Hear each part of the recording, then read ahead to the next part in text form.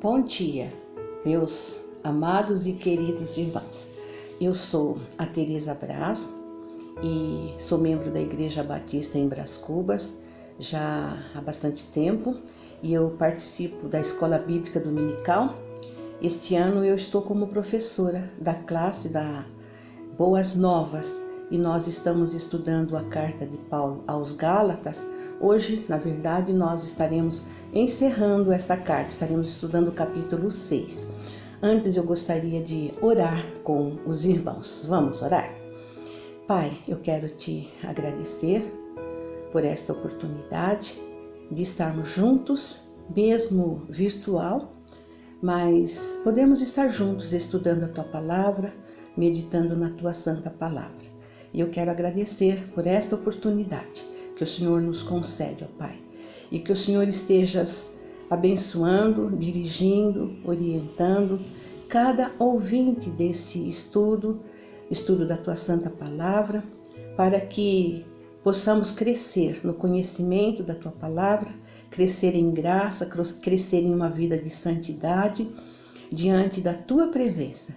E aqueles que ainda não conhecem a Jesus possam perceber, pelo estudo da Tua Santa Palavra, que nós podemos ser justificados dos nossos pecados por meio de Jesus Cristo, Teu Filho, que morreu ali na cruz por nós, dando a sua vida para que nós pudéssemos ser novas criaturas nele. Muito obrigado, Senhor, e fica conosco, em nome do Teu Filho Jesus Cristo. Amém. Como eu falei, vamos estudar então o capítulo 6 de Gálatas. E neste capítulo 6, Paulo ele dá as últimas orientações para os crentes da Galácia. Ele começa escrevendo ali, no primeiro versículo, dizendo: Irmãos, se vocês pegarem algum homem pecando, alguma pessoa pecando ou em pecado, vocês que são espirituais, corrijam-o com espírito de mansidão. E cuidado, olha por vocês mesmos, para que não sejam também tentados. Eu imagino que a igreja ali, as igrejas na região da Galácia, elas passavam por problemas também de pecados. Muitas vezes, dentro da própria igreja, nós temos irmãos que, infelizmente, nós pecamos. Porque como nós estudamos no domingo passado, sobre o fruto do Espírito e as obras da carne, estas duas virtudes, estas duas tendências continuam na nossa vida.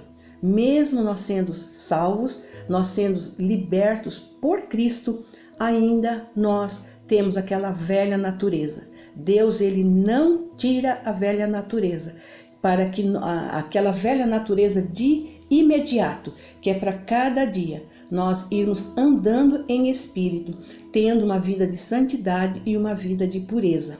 Possivelmente, então, Paulo, quando escreveu isso, se vocês pegarem algum irmão em pecado, em flagrante, aquele irmão, você precisa ir cuidar desse irmão com espírito de mansidão. É o que ele fala no versículo 1. Mas ele fala uma palavra aqui muito interessante. Vós que sois espirituais. O que vem a ser um homem espiritual? Nós vamos ver então no decorrer deste estudo essas características do homem espiritual. Quem é de fato o homem espiritual?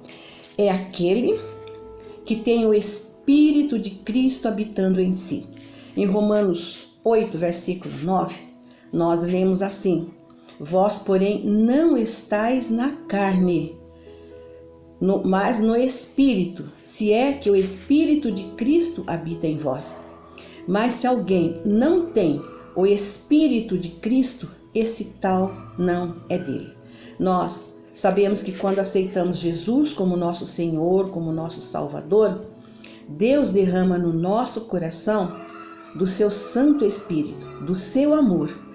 E assim, nós somos gerados de novo, nós nos tornamos uma nova criatura.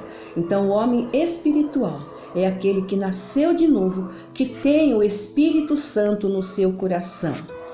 A segunda característica do homem espiritual, do cristão espiritual, é aquele que cada dia mais e mais, ele busca ter as virtudes de Cristo em sua vida, procurando vivenciar as características do fruto do Espírito Santo. Nós já vimos no domingo passado quais são as características do fruto do Espírito Santo, que são 9. Amor, benignidade, tudo aquilo que nós vimos já no domingo passado. A terceira característica do homem, do cristão espiritual, é aquele que olha a dificuldade, a angústia do irmão causada pelo pecado que ele cometeu. E o irmão, o crente espiritual, ele vai ajudá-lo. Ele não vai condená-lo, porque a condenação ou a absolvição do seu pecado vem de Deus.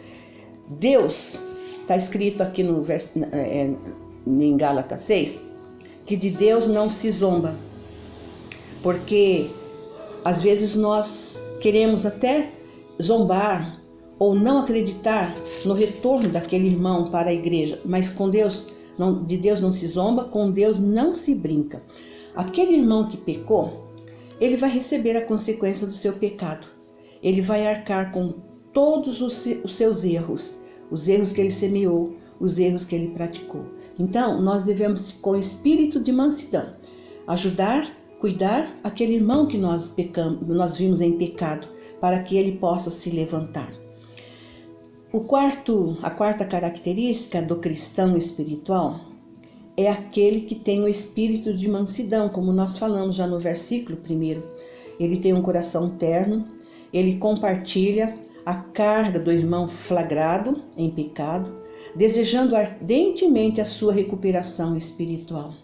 Ele vai com mansidão, com o espírito do Espírito Santo de Deus, para poder ajudar aquele irmão com mansidão no seu coração e oferecer o seu ombro para ajudar aquele irmão a levar a sua carga.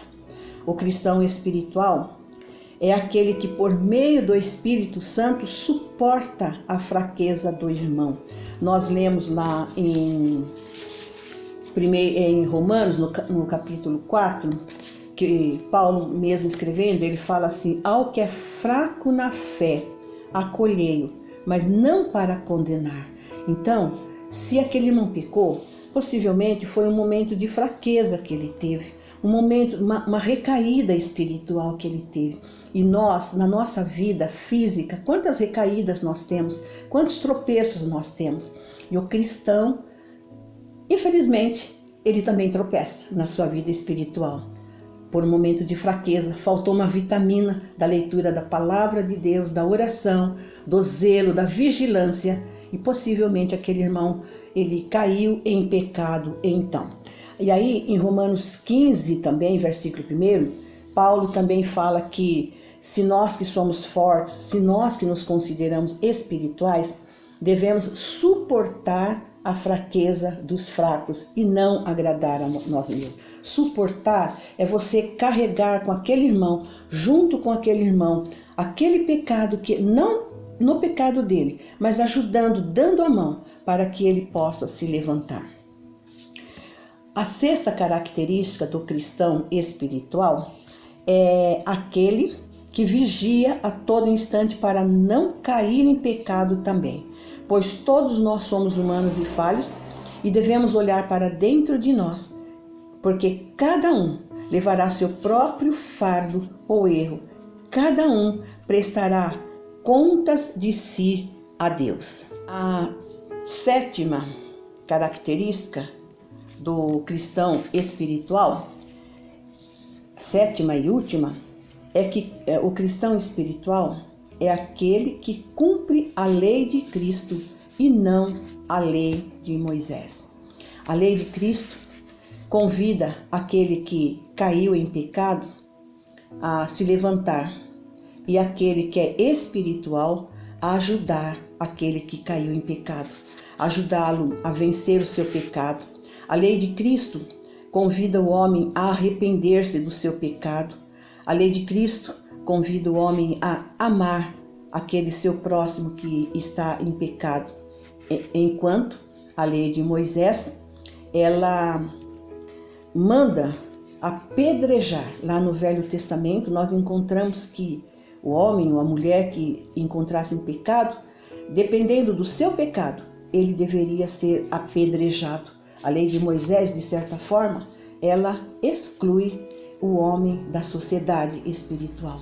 Assim, nós vemos estas 7 características do cristão espiritual. Talvez esse problema estava acontecendo lá na igreja, como nós falamos, e Paulo orientou aqueles cristãos para agirem assim. E tantas outras coisas nós podemos ver que Paulo estava ali orientando. Para nós hoje, como igreja de Cristo, nós também devemos procurar agir assim, ajudando aqueles irmãos que nós julgamos mais fracos ou que estão em pecado, para que eles possam se levantar e possam caminhar conosco. Nos versos 6, de 7 a 10, nesses versos Paulo ele fala sobre a semeadura. Deus conhece cada coração. Não tem como enganar a Deus, está escrito aqui em Gálatas. Ele sabe aquele que semeia na carne e aquele que semeia no espírito. Tudo o que o homem plantar é tudo o que ele vai colher. O próprio Deus que vê tudo e que dá a ceifa, é quem dá também a ceifa, conforme a fidelidade de cada um na sua semeadura. O que significa semear na carne? Semear na carne é gastar todo o recurso em prol de si mesmo, seja em prazeres, em conforto, na própria vida, focando a sua mente nas coisas terrenas. Jesus, quando estava instruindo aos seus discípulos, lá em Mateus 6, nos versos 19 a 21, ele diz assim: não ajunteis tesouros na terra, onde se consomem, os ladrões roubam, mas ajuntais tesouros para vós no céu, porque onde estiver o vosso coração, aí estará o vosso tesouro. Então, quando nós compartilhamos, quando nós semeamos os nossos recursos dentro das nossas possibilidades para alcançar outras vidas, para ao benefício do trabalho da igreja, para até mesmo socorrer uma pessoa necessitada, nós estamos semeando para os céus, para o lar celestial. Outra coisa, semear na carne, significa deixar de fazer o bem a todos, em especial aos irmãos da igreja, aos domésticos da fé. Isso deve ser o tempo todo, em todas as oportunidades e lugares. Nós devemos, então, estar semeando o bem e não o mal. Semeando na carne, receberemos as colheitas da carne, que é frustração, decepção, prejuízo, desapontamento, enfim, como está escrito no versículo 8, a corrupção. Agora nós vamos ver o que é semear no Espírito. A primeira bênção é que quando nós semeamos no Espírito, a nossa vida espiritual é abençoada. Só podemos semear no Espírito, como já sempre temos dito, quando nós nascemos de novo. Quando nós semeamos, então nós plantamos as coisas espirituais, semeamos as coisas espirituais, primeiramente nós somos abençoados. E depois as pessoas que recebem esta semeadura, elas também são abençoadas. É totalmente então ao contrário do que é semear na casa. Seria utilizar a nossa vida em prol da obra do Senhor. É usar os nossos recursos, os nossos benefícios em favor do próximo. É ajuntar tesouros no céu, onde esse tesouro não se corrompe, não tem ladrão que vai roubar, E como diz Pedro na sua primeira carta, capítulo 1, versículos 4 e 5, é uma herança, um tesouro que nós estamos ajuntando no céu, incorruptível, guardado e reservado no céu pelo poder de Deus, mediante a nossa fé em Jesus Cristo. No final, nós teremos o lar celestial, os galardões, a coroa da justiça que o justo juiz dará àqueles que amarem a sua vinda, em 2 Timóteo 4:8. Deus é fiel em suas promessas, por isso não podemos desfalecer em fazer o bem, o que é bom, as coisas certas, plantando o bem e a todas as pessoas. Agora nós vamos ver os versículos 11 a 18 do capítulo 6. Aqui, Paulo ele começa escrevendo no versículo 11: Vede, irmãos, com que grandes letras vos escrevo. Paulo possivelmente recorda de seu problema visual. Quando estudamos o capítulo 6, nos versículos de 13 a 15, nós já vimos que Paulo estava falando de uma enfermidade que ele tinha na carne e que é uma enfermidade visual e que aqueles irmãos das igrejas da Galácia queriam até dar um olho para ele. Eu acredito que já tinha transplantes de córnea naquela época, né? E Paulo então estava com esse problema e os cristãos queriam doar um olho para ele. E é por isso que ele escreve aqui em Gálatas, que com letras grandes, para ele mesmo poder enxergar. Talvez ele não enxergava quando estava escrevendo as letras, e foi preciso que ele escrevesse com letras grandes. E daí então Paulo, nesses versículos, ele volta ao velho assunto dos mestres judaizantes que gostavam de ostentar a sua posição de mestres, porque eles queriam glórias para si mesmos. Viviam uma religião de aparência para não serem perseguidos por outros judeus. Obrigavam todos a circuncidar-se e não pregavam sobre a cruz de Cristo, que na cruz foi que Jesus morreu para justificar os nossos pecados. Paulo, com toda a ousadia, ele escreve no versículo 14: Longe de mim gloriar-me, a não ser na cruz de Cristo. Paulo tinha plena convicção de que seus pecados foram perdoados e justificados, porque Cristo morreu na cruz por ele.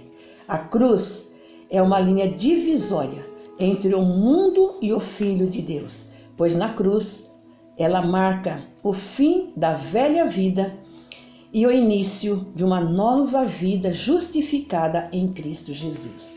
O que mais importa para Deus é o ser uma nova criatura, é ter uma vida transformada, uma vida regenerada. E Paulo, ele encerra a carta desejando a todos quantos andam conforme a palavra de Deus, paz e misericórdia, bênçãos não só para a igreja de Deus, mas também para o Israel de Deus. Paulo, como escravo do Senhor Jesus Cristo, traz em seu corpo as marcas do seu Senhor, as cicatrizes que ele recebeu por ser perseguido após a sua conversão. Por causa dos açoites, muitas coisas que Paulo passou, ele trazia a marca de Cristo, não só no seu corpo físico, mas também na sua vida cristã e na sua vida espiritual. Paulo inicia e encerra a carta escrevendo: graça a vós e paz da parte de Deus nosso Pai e da do Senhor Jesus Cristo. Assim, aprendemos em Gálatas que é a graça e não a lei que nos liberta. Os falsos judaizantes pregavam que a salvação não era pela fé. Ou melhor, eles pregavam que era pela fé, mas eles também acrescentavam que era necessário guardar a lei. Os rituais, como o sábado, os dias de festas, os dias especiais e principalmente a circuncisão.